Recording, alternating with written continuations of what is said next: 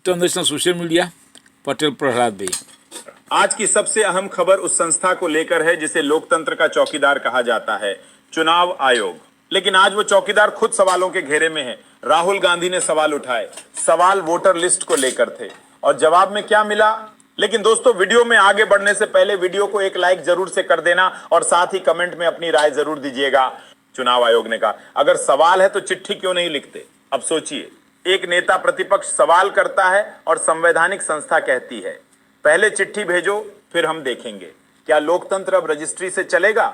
Supreme court का हस्तक्षेप हुआ। सुप्रीम कोर्ट ने वही किया जो लोकतंत्र में न्यायपालिका से अपेक्षित होता है। सवालों को सुना, परखा और एक ऐसा फैसला दिया जिसने चुनाव आयोग की कार्यप्रणाली पर सीधा सवाल खड़ा कर दिया। अब नतीजा यह है कि चुनाव आयोग की ओर से लंबी चौड़ी प्रेस रिलीज आ गई है, बयान दर बयान। एएनआई के हवाले से जवाब आता है कि राहुल गांधी चुनाव आयोग से मिलने क्यों नहीं आते। मतलब ये कि अगर आप सवाल पूछना चाहते हैं तो पहले टोकन लो, फिर मीटिंग का समय लो, फिर चिट्ठी भेजो और अगर समय बचा तो शायद जवाब भी मिल जाएगा। दूसरी तरफ यह भी चर्चा है कि प्रधानमंत्री मोदी और गृह मंत्री शाह ने अचानक हाई लेवल मीटिंग बुलाई है, दौरे रद्द किए गए हैं। तो क्या सुप्रीम कोर्ट के फैसले ने केंद्र सरकार को सोचने पर मजबूर कर दिया है? इस पूरे मामले में असली सवाल क्या है? क्या चुनाव आयोग अपनी संवैधानिक जिम्मेदारी निभा पा रहा है? क्या विपक्ष के सवालों को सम्मान मिल रहा है? क्या आम मतदाता को पता है कि उसकी वोट की लिस्ट में नाम है भी या नहीं? जनता को चाहिए सच्चाई, न कि प्रेस रिलीज। और जब तक जनता पूछती रहेगी, लोकतंत्र जिंदा रहेगा। आप किसी भी संवैधानिक संस्था से जब जवाब मांगते हैं तो आपको एक ठोस और दस्तावेजी जवाब की उम्मीद होती है। लेकिन जब चुनाव आयोग जैसी संस्था जवाब देती है बिना नाम, बिना हस्ताक्षर और बिना किसी आधिकारिक मुहर के, तो जनता को सोचना चाहिए कि यह जवाब है या धमकी। हम बात कर रहे हैं उस प्रेस रिलीज की जिसमें राहुल गांधी के आरोपों पर चुनाव आयोग की ओर से कहा गया कि अगर शिकायत में दम है तो औपचारिक पत्र लिखिए। लेकिन इस प्रेस रिलीज में न तो चुनाव आयोग का नाम है, न मुख्य चुनाव आयुक्त ज्ञानेश कुमार का कोई हस्ताक्षर। मतलब यह कि एक लोकतांत्रिक व्यवस्था में जवाब मांगा गया और जवाब आया गुमनाम तरीके से।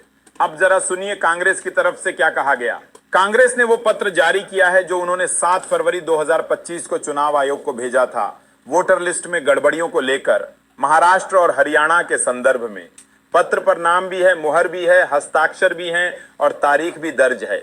इतना ही नहीं, कांग्रेस ने यह भी साफ कर दिया है कि इससे पहले 10 दिसंबर 2024 को भी पत्र भेजा गया था।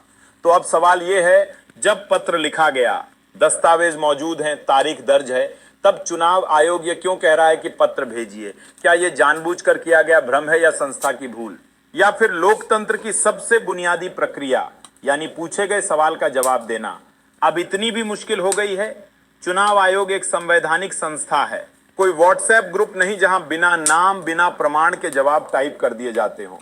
और सबसे अहम बात, जब विपक्ष का नेता सवाल करता है और उसका जवाब प्रेस रिलीज में गुमनाम भाषा में मिलता है, तो जनता को समझना चाहिए कि मामला सिर्फ राहुल गांधी का नहीं है, मामला आपकी वोट का है, आपके नाम का है और आपके अधिकार का है। भारत के लोकतंत्र में अब एक नया चलन शुरू हो गया है, सवाल पूछिए लेकिन जवाब की उम्मीद मत रखिए।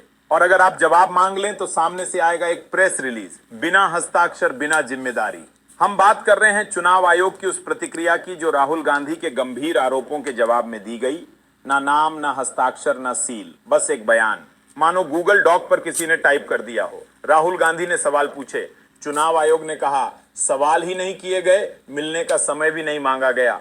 लेकिन द वायर की रिपोर्ट कुछ और कहती है, खबर साफ लिखती है, इससे साबित करें। चुनाव आयोग के हस्ताक्षर रहित खंडन के बाद राहुल गांधी ने धांधली के आरोपों पर फिर से जोर दिया है। अब आप सोचिए, जनता को सोचने की जरूरत है। जब एक नेता के सवाल पर यह कहा जाए कि सवाल ही नहीं पूछा गया, तो क्या जनता के सवालों को मान्यता मिलेगी? इस हड़बड़ाहट में चुनाव आयोग ने अब आदेश जारी कर दिए हैं, महाराष्ट्र और हरियाणा की वोटर लिस्ट प्रकाशित की जाएगी।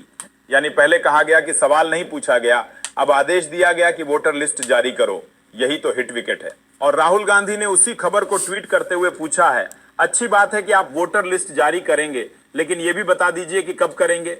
यानी सवाल वही है, कब तक सवाल पूछने वाला इंतजार करता रहेगा जवाब का? अब हाई कोर्ट का आदेश भी देखिए, कहा गया था कि 3 महीने के भीतर वोटर लिस्ट पर फैसला लिया जाए। वही फैसला अब सामने आ रहा है जब सवाल जोर पकड़ चुका। दूसरी तरफ केंद्र सरकार हाई अलर्ट में है। गृह मंत्री अमित शाह ने बिहार दौरा रद्द किया है। दिल्ली में हाई लेवल मीटिंग बुलाई गई है। प्रधानमंत्री नरेंद्र मोदी, बीजेपी अध्यक्ष जेपी नड्डा और अन्य वरिष्ठ नेता मौजूद हैं। क्या यह सिर्फ एक वोटर लिस्ट का मामला है या कुछ ज्यादा गहराई में गड़बड़ी है?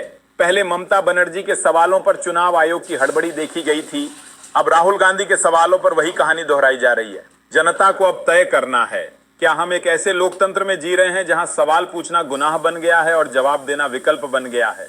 आप इसके बारे में क्या कहना चाहेंगे? आप हमें कमेंट में बताइए।